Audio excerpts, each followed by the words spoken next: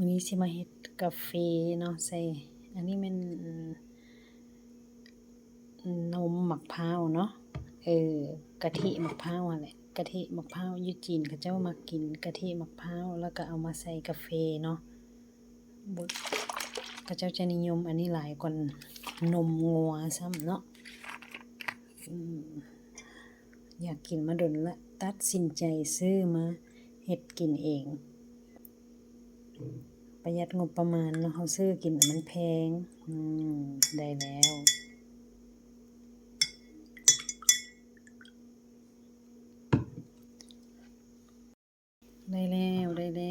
เนาะใส่นมมะพร้าว